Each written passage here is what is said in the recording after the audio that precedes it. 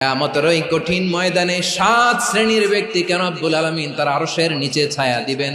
তার মধ্যে প্রথম শ্রেণীর ব্যক্তি হলো ইমামুন আদিল, যে ইনসাফের সাথে বিচার করে, যে জাস্টিস সমাজে সার্ভ করে, যে সুশাসন নিশ্চিত করে, ওই ইমামুন আদিল। আদিল শব্দটা বুঝছেন না? ইন্নাল্লাহা ইয়া'মুরু বিল আদল, পাইছেন? আদিল। 7 শ্রেণীর ব্যক্তিকে আল্লাহ তাআলা সুশীতল আরশের নিচে ছায়া দিবেন, যেদিন তার দেয়া ছায়া ছাড়া কোনো ছায়া থাকবে না।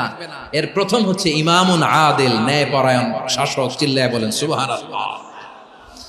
আবার বিশ্বনবী বললেন, ইন্নাল মুকসিতিনা ইনদাল্লাহি আলা মানাবিরা মিন নূর আন ইয়ামিনির রহমান। কিয়ামতের দিন যারা ন্যায় পরায়ণ হিসেবে আল্লাহর সামনে দাঁড়াবে, কিয়ামতের দিন রব্বুল আলামিন তার আরশের ডান দিকে ওই ন্যায় পরায়ণ লোকদের জন্য আরশের ডান দিকে একটা নূরের